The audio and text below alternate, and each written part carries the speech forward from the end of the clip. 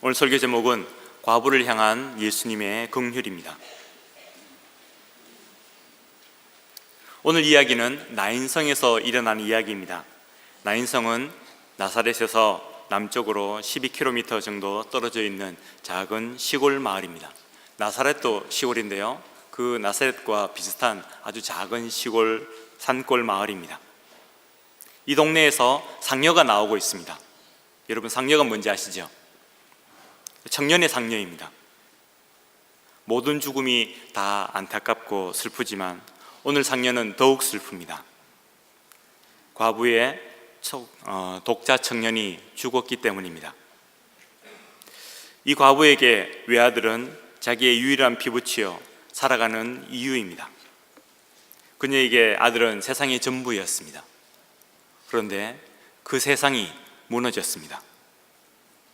미래에 대한 기대와 소망도 없어졌습니다. 주님은 이런 과부의 상황과 심정을 불쌍히 여겨주셨습니다. 그녀의 세상이 무너져버린 그 막막한 심정을 이해해 주셨고요, 아들의 죽음을 봐야 하는 어미의 참담한 심정을 가슴 아파해 주셨습니다. 더 이상 살 의미도 살 가치도 없게 된 인생을 불쌍히 여겨주셨습니다. 그래서 주님은 그 상녀를 맞닥뜨리십니다.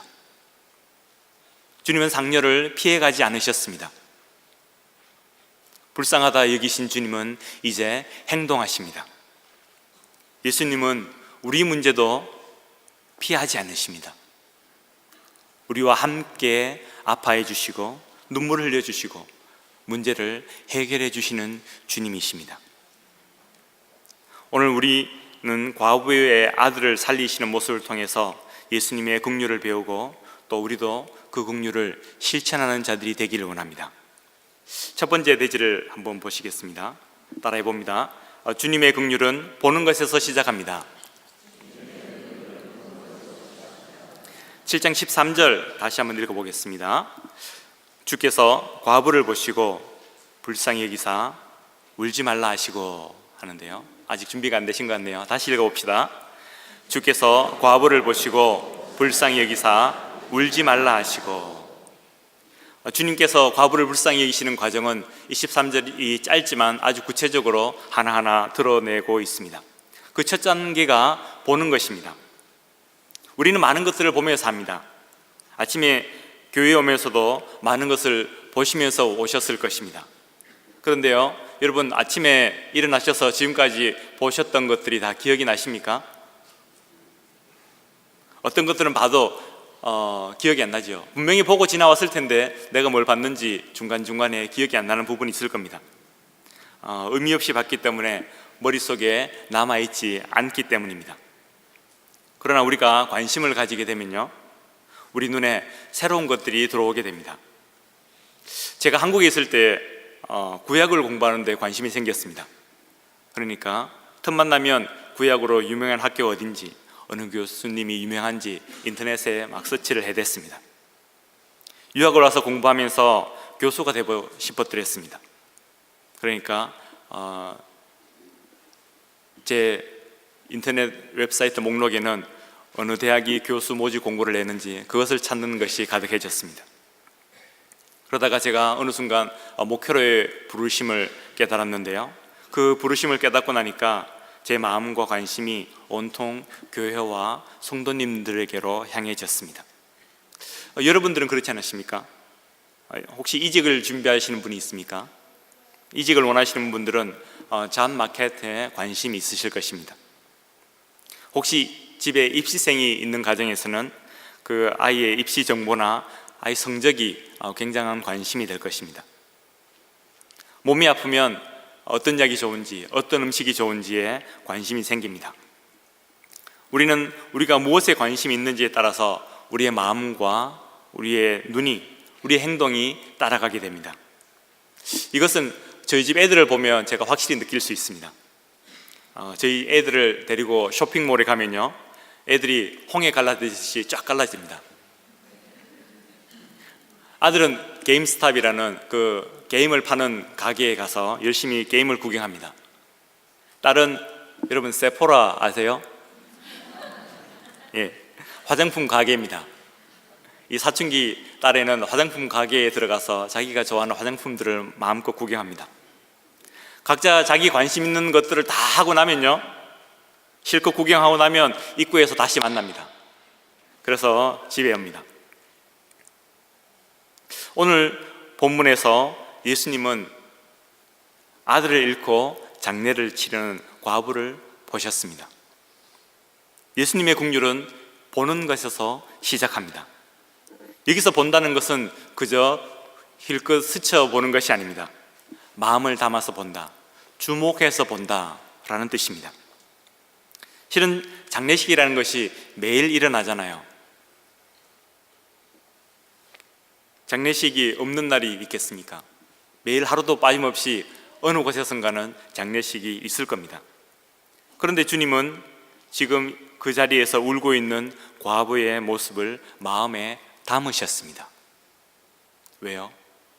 그것이 주님의 관심사이기 때문입니다. 긍휼은요, 마음을 담아서 바라보는 것에서 시작됩니다. 긍휼의 마음은 그 사람의 상황과 형편을 주목하면서 시작됩니다. 주님이 지금 보시고 있는 것들을 좀 더 자세히 분석해 보겠습니다. 첫째로 주님은 울고 있는 과부를 보셨죠. 주님이 왜 과부를 마음에 담아서 보셨을까요? 평소에 주님께서 가난한 자들, 세리들, 죄인들의 친구셨잖아요. 평소에 주님이 그런 분들에게 관심이 있었습니다. 평소에 고아와 과부와 사회적 약자들에게 관심이 있으셨기 때문에 지금 길 가다가 우연히 마주친 이 여인에게도 관심을 쏟을 수 있었던 것입니다. 평소에 그랬기 때문에 지금도 동일하게 과부를 불쌍히 여기시는 거죠. 두 번째로 주님이 보신 것을 상녀입니다. 여인이 울고 있는 이유가 무엇입니까? 이 상녀 때문이죠. 상녀 속에 누가 있습니까? 자기 죽은 아들이 있습니다. 상녀에는 무너져버린 여인의 사랑과 기대와 인생의 기쁨이 들어있습니다. 그 상녀에는 여인의 암담함과 아픔과 슬픔이 들어있습니다. 평소에 과부들이 어떤 존재인지 알기 때문에, 평소에 과부에게 아들이 있다면 그것이 어떤 마음일지 주님이 관심이 있으셨기 때문에 그 은여에게 그 아들이 죽어버렸다는 것이 어떤 것인지를 주님께서 아시는 것입니다. 다시 말해서 주님은 과부의 구체적인 삶의 문제와 눈물의 원인을 보셨고요, 그 속에 있는 의미를 꿰뚫어 보셨습니다. 이렇게 깊게 볼 수 있으려면요, 상당한 관심과 애정이 있어야 됩니다. 그리고 그것들을 보셨기에 과부를 더욱 불쌍히 여기실 수 있었습니다. 모르면 관심이 없고요, 관심이 없으면 불쌍히 여길 수가 없습니다. 어르신들께서는 아마 6.25 세대를 지나셨지 않겠습니까? 6.25 때 우리가 먹을 것이 없어서 이렇게 고생했고, 먹을 것이 없어서 산에 가서 나무 줄기를 뜯어서 먹고, 뭐 그런 얘기들을 손자들에게 해주시면 손자들이 뭐라고 대답합니까? 쌀 없으면 뭐 먹으면 된다고요? 라면 먹으면 되지. 네. 아이들은 이해를 못합니다. 집에 밥 없으면 가게 나가서 사 먹으면 되고, 마켓 가서 라면 사서 먹으면 되는데 왜 밥 없다고 굶어? 아이들은 그것에 대해서 모르기 때문에, 자기들의 관심의 대상이 아니기 때문에, 그래서 공감할 수가 없습니다.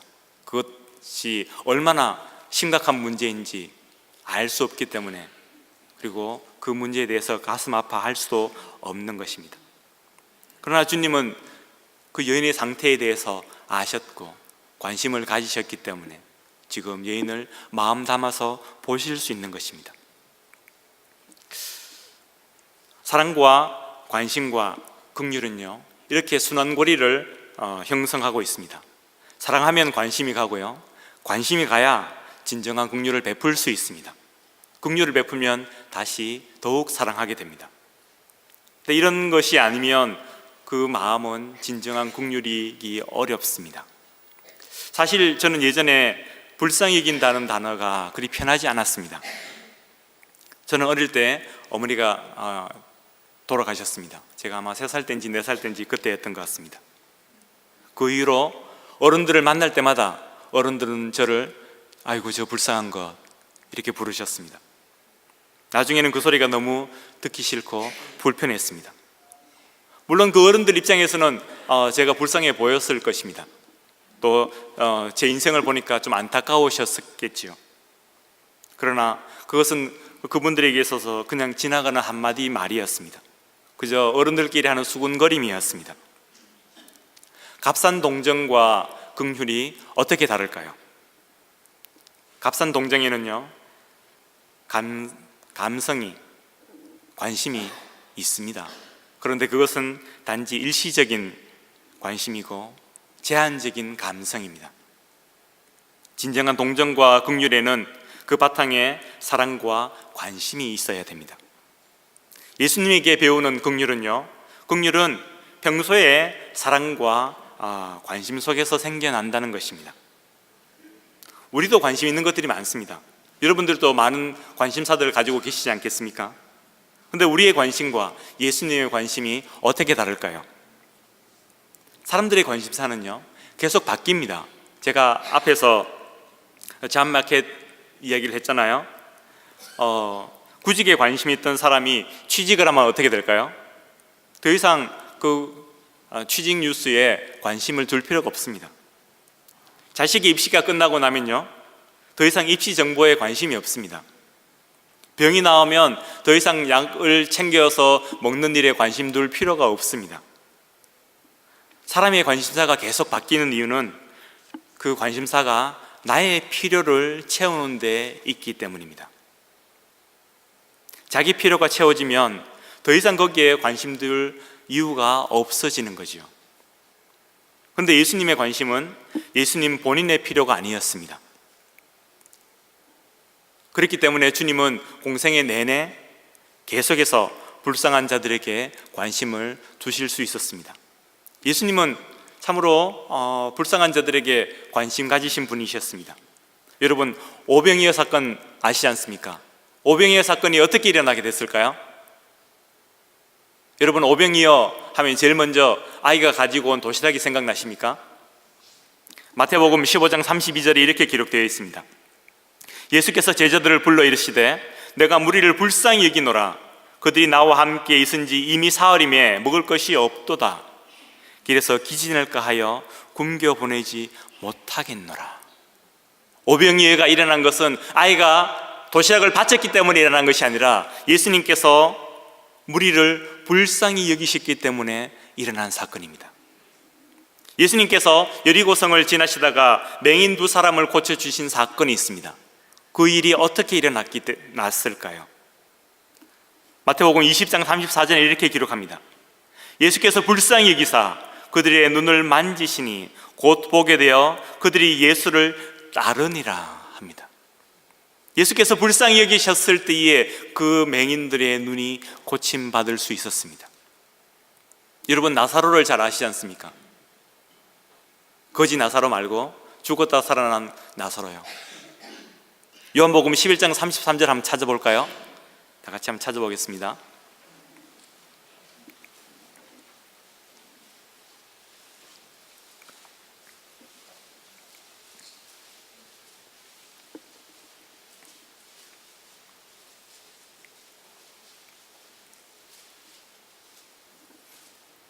요한복음 11장 33절 같이 읽습니다. 예수께서 그가 우는 것과 또 함께 온 유대인들이 우는 것을 보시고 심령이 비통히 여기시고 불쌍히 여기사라고 하셨습니다. 나사로가 살아난 이유는 예수님께서 심령에 비통하게 여기시고 불쌍히 여기셨기 때문입니다. 복음서에는요 예수님께서 사람들을 불쌍히 여기는 이야기들로 가득합니다. 평소에 긍휼이 필요한 자들에게 관심이 있으셨습니다. 그래서 지금도 과부를 보자마자 불쌍히 여기는 마음이 자연히 우러나시는 것입니다. 오늘 본문에서 예수님이 불쌍히 여기셨다 할 때 그 불쌍이라는 단어는요 원래 몸속에 있는 우리 장기들을 뜻하는 것입니다. 우리 몸속에 여러 가지 심장이나 폐나 간이나 위장이나 하는 그런 장기들이 있지 않습니까? 그 장기들을 일컫는 말입니다. 불쌍히 여기셨다 하는 동사는요, 그 장기들이 움직였다 하는 것입니다. 우리 한국말에도 감정을 표현할 때에 우리 그 장기들을 동원해서 말을 하곤 합니다. 여러분 뭐가 생각나십니까? 간하면 애간장이 탄다, 또는 심장이 쪼그라든다, 뭐 그런 단어들을 우리가 쓰지 않습니까? 어떨 때 간장이 녹는다 이렇게 표현을 하십니까? 어떨 때 여러분께서 아우 심장이 쿵쾅쿵쾅 뛰어 이렇게 표현하십니까? 오늘 본문에도 예수님께서 감정을 표현하실 때에 이 장기가 움직였다고 표현하고 있습니다. 마음을 담아서 보셨기 때문에 여인의 모습에 심장이 찢어지듯이 아프신 것입니다. 불쌍히 여긴다는 것은요, 그만큼 내 마음이 아프고 내 마음이 움직이는 것입니다. 깊은 관심과 사랑을 쏟아붓고 있기 때문에 그것이 내 감정에 영향을 미쳐서 내 심장이 찢어지도록 아픕니다. 내 애간장이 타들어가도록 그렇게 가슴이 졸립니다. 예수님이 어떻게 긍휼을 베풀 수 있었을까요? 그 마음에 관심을 가지고 계셨고 마음속 깊이 아파하셨기 때문입니다. 우리도 우리 마음과 관심을 담아서 우리의 긍휼을 표현하는 자들이 되기 원합니다. 두 번째 따라해 보겠습니다. 예수님의 긍휼은 보상을 기대치 않습니다. 지금 예수님께서 관심 가지는 긍휼을 베푸시기 원하는 대상이 누구라고 했습니까? 과부지요. 근데 이 과부가 누구입니까? 구약 성경을 읽어보면요, 과부는, 고아는, 나그네는 사회적 약자의 대명사였습니다. 요즘도 여자 혼자서 아기 키우는 게 쉽지 않지 않습니까? 저희 할머니께서는 6.25 때 혼자 되셨는데요, 60년 전에 혼자 사시면서 유복자 아들을 키우시느라고 죽도록 고생하셨습니다. 남편하고 살았는 것이 겨우 얼마 되지 않습니다. 뱃속에 아들이 있는 중에 저희 할아버지께서 6.25 때 전사하셨습니다. 그리고 지금까지 줄곧 아들을 그리고 손자를 키워오셨습니다. 그 사셨던 인생 역사를 들어보면 참으로 고생의 역사다 싶은 그런 생각이 듭니다. 그러면 2000년 전에 여인이 아기를 어떻게 키울 수 있었을까요? 그 당시에는요, 여자가 나가서 일하시는 게 전혀 불가능했습니다. 유일한 방법은 남편이 남겨준 재산을 최대한 아껴 쓰는 것입니다. 그러면 시간이 갈수록 과부의 재산은 점점 줄어들 수밖에 없지요. 그러면 결국은 그 동네에서 제일 가난한 사람이 되곤 했습니다. 그러니까 이 과부는요, 긍휼을 베푼다고 해서 나중에 성공하고 돌아와서 뭔가를 보상해 줄 수 있는 존재가 아닙니다. 끝없이 쏟아 부어 줘야 하고 돌아오는 것을 전혀 기대할 수 없는 존재입니다. 예수님은 그런 존재에게 긍휼을 베풀고 계십니다. 받을 것을 전혀 생각지 않으셨습니다. 그저 주기만 하셨습니다. 긍휼은 어떤 보상이나 자격 같은 걸 생각지 않고 친절을, 선행을 베풀어 주는 것입니다. 우리 사람들은요, 긍휼을 베풀면서 뭔가 보답을 기대하는 그런 본능이 있는 것 같습니다. 저 사람이 내게 긍휼을 받으려면 그만한 가치와 자격이 있어야지 라고 생각하는 마음이 있습니다. 예를 들어서요, 가정에서 남편과 아내가 서로 사랑하고 평소에는 살지 않습니까? 그런데 어느 순간인가 해줘도 소용없네, 나는 이만큼 해줬는데 내게 돌아오는 건 뭐지? 이런 생각이 들 때가 있죠. 저 사람은 내게 나의 헌신을 받을 그런 가치가 없어, 그런 자격이 없어 라는 생각이 들 때가 있습니다. 그러면 섭섭하게 되고요, 부부간의 갈등이 점점 골이 깊어지게 됩니다. 요즘 제가 부부의 삶에서 8가정과 함께 성경 공부를 하고 있는데요, 부부 삶의 주제 성구가 에베소서 4장 32절입니다. 서로 친절하게 하며 불쌍히 여기며 서로 용서하기를 하나님이 그리스도 안에서 너희를 용서하심과 같이 하라 합니다. 부부가 서로 친절하게 대해주랍니다. 부부가 서로 불쌍히 여기라 합니다. 부부가 서로 용서하라 합니다. 내가 아내를 용서하고 불쌍히 여기고 보상을 바라지 않고 섬겨주면 어떻게 될까요? 나만 손해일까요? 받을 자격이 없어도 베풀면 어떻게 될까요? 내가 헛고생하는 것일까요? 그렇지 않지요. 그 가정이 더욱 사랑이 넘치게 되고요, 결국은 내가 행복하게 되죠. 여러분은 누구에게 긍휼을 베풀어 보신 적이 있으십니까? 또는 긍휼을 받아 보신 적이 있으십니까? 저는 오늘 말씀을 묵상하면서 나는 누구에게 긍휼을 베풀었나 생각해 보았습니다. 나는 누구에게 긍휼을 받은 적이 있었지 생각해 보았습니다. 제가 베풀어준 그런 긍휼보다는 제가 받은 긍휼을 나누는 것이 좀 더 훨씬 은혜가 되겠다는 마음의 감동이 있었습니다. 그래서 제가 긍휼 받았던 이야기 하나를 해보려고 합니다. 저는 제게 긍휼을 베푸셨던 두 목사님이 기억이 납니다. 지금은 두 분 다 은퇴하셨습니다. 제가 어릴 때 자랐던 모교회의 목사님과 또 제가 유학 나오기 직전까지 섬겼던 교회의 목사님이십니다. 제가 석사를 마치 그런 때였습니다. 이제 처음에는 유학을 나왔을 때 빨리 박사를 받아서 돌아가서 교수가 되야지, 그런 꿈을 가지고 나왔는데요, 석사를 마칠 때쯤에 하나님께서 제게 이민 목회로 부르신다는 것을 깨달았습니다. 박사 진학을 포기를 했습니다. 그리고 가정교회를 배우려고 휴스턴에 내려갔습니다. 그때 어느 목사님을 만났는데 공부를 하러 왔으니까 박사 공부를 계속하는 게 좋지 않겠느냐, 그런 얘기를 들었습니다. 그리고 우연한 기회가 생겨서 한 학교에 어플라이를 했습니다. 그 우연한 기회라는 것이 저하고 이름이 똑같으신 신학대학교 총장님 그런 에피소드가 있어서 제가 그 학교에 어플라이를 하게 됐습니다. 그 자세한 얘기는 나중에 드리기로 하고요. 하여튼 어플라이를 했습니다. 그리고 어드미션 레터를 받았습니다. 입학 허가증을 딱 받고 나니까 고민이 됐습니다. 어플라이 할 때는 별 생각 없이 어플라이 했는데 이 입학 허가를 받으면은 입학금을 내야 되잖아요. 제가 석사 공부하면서 너무 힘들어서 하나님, 제가 박사를 공부할 수 있을지 모르겠습니다. 제가 할 수 있는 돈은 다 썼고요, 좀 아르바이트를 해서 돈을 번다는 것도 한계가 있잖아요. 하나님 어떻게 합니까? 그렇게 기도를 하고 있었습니다. 그런데 한국에서 그때 저희 모교회 제가 유학 나오기 직전까지 섬겼던 그 목사님이 갑자기 전화가 오셨습니다. 유학 나오고 제가 그분 전화를 딱 한 번 받았나 그럴 겁니다.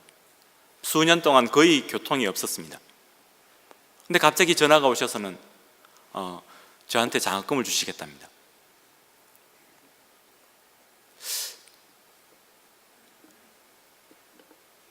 그리고 다시 기도를 하고 있었습니다. 저희 모교회의 그 목사님께서 전화가 오셨습니다. 이분도 제게 거의 전화를 거는 법이 없었습니다. 근데 요즘 형편이 어떠냐 얘기를 쭉 들으시더니만, 그래 기다려봐 하고는 그냥 전화를 끊으셨는데요, 그 다음 주에 전화가 오셔서 우리 교회에서도 장학금을 주기로 했다고 그렇게 연락을 주시는 겁니다.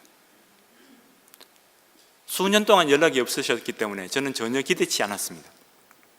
교회 입장에서 보면은 멀리 떨어져 있는, 과거에 한번 그 교회에 있었던 그런 존재였지 않습니까? 지금은 별로 커넥션이 없습니다. 교회에서 도와준다고 해서 돌아올 것이 별로 없는 그런 존재입니다. 그런데 그분들께서 또 교회들이 저를 사랑해 주셨고 제게 아무런 보상을 기대치 않으시고 행동으로 저를 도와주셨더랬습니다. 그분들의 도우심을 입어서 제가 박사를 시작할 수 있었습니다. 저는 제 인생을 돌아볼 때마다 하나님께서 터치하셨던 순간, 하나님께서 제게 역사하셨던 순간 중에 이 사건을 잊지 못합니다. 그분들께서 왜 도와주셨을까? 한 번씩 생각해 봅니다. 물론 하나님께서 갑자기 감동을 주셔서 그렇게 해석할 수도 있겠죠. 그러나 좀 더 구체적으로 본다면 그분들 마음에 저를 향한 긍휼한 마음이 있으셔서 라는 생각이 듭니다. 성도 여러분, 여러분도 긍휼을 받아보신 적이 있으십니까? 긍휼은요, 받을 자격이 없는 자에게 베푸는 것입니다. 긍휼은 보상을 바라지 않고 베푸는 것입니다. 내게 돌아올 이득을 생각지 않고 베풀어 주는 것입니다. 우리 모두 긍휼을 베푸는 자가 되고 받은 긍휼을 기억하는 자가 되시기 축원드립니다. 세 번째로 따라합니다. 예수님의 긍휼은 행동하는 것입니다. 14절 같이 읽습니다. 가까이 가서 그 관에 손을 대시니 맨자들이 서는지라. 예수께서 이르시되 청년아 내가 내게 말하노니 일어나라 하시매. 14절을 보면요, 예수님께서 과부를 보시고 아이고 참 불쌍하네, 어찌할꼬 쯔쯔쯔 하고 지나가시는 것이 아니었습니다. 가까이 가셨고요, 관에 손을 대셨고요, 죽은 청년에게 이제 말을 거십니다. 당시의 관은요, 지금 우리들이 쓰고 있는 관하고 좀 다릅니다. 지금 우리는 관에 뚜껑이 닫혀 있죠. 그래서 안을 볼 수가 없습니다. 그런데 당시의 관은 오픈된 상태였습니다. 관에 뚜껑이 없습니다. 안에 시신이 다 보입니다. 시신은 주로 천으로 둘둘둘 감쌌습니다. 그래서 관에 손을 댄다는 것은 죽은 자와 접촉하는 것이나 마찬가지였습니다. 죽은 자와 접촉하면 율법이 어떻게 됩니까? 부정해되죠. 민수기 19장에 보면요, 사람의 시체를 만진 자는 1회 동안 부정하리니 했습니다. 그 밑에 보면은 죽은 자나 시체나 사람의 뼈나 무덤을 만졌으면 1회 동안 부정하리니 라고 한 번 더 구체적으로 케이스를 들어서 말씀해 주고 있습니다. 예수님 당시의 사람들이 이 정결 예식에 이 부정하느냐 정하냐를 가르는 것에 얼마나 민감했는지 여러분들 잘 아시지 않습니까? 바리새인들은 수많은 정결 규정을 만들어 놓고 지키고 있었습니다. 선한 사마리아 그 비유에 봐도요, 제사장과 레위인은 그 죽은 것처럼 누워있는 여행자를 만지지 않습니다. 왜 만지지 않을까요? 혹시 이 사람이 죽었으면 만지면 자기가 7일 동안 부정해지잖아요. 그래서 만질 수가 없었던 겁니다.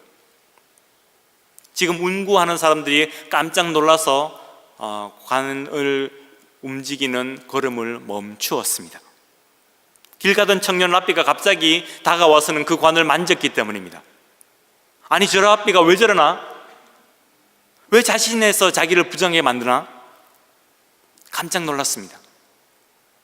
그러나 예수님에게는 그 관을 만지는 것이 별로 중요하지 않았습니다. 죽은 자와 접촉해서 부정해지는 것보다 과부의 아픔을 불쌍히 여기는 데에 더 관심이 있으셨기 때문입니다.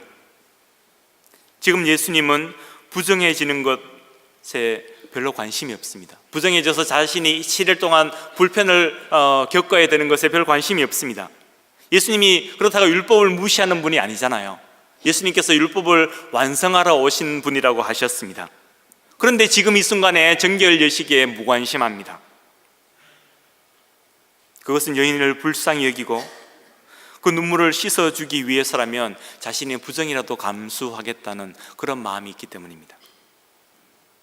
이것이 예수님이 우리를 긍휼히 여기시는 방식입니다.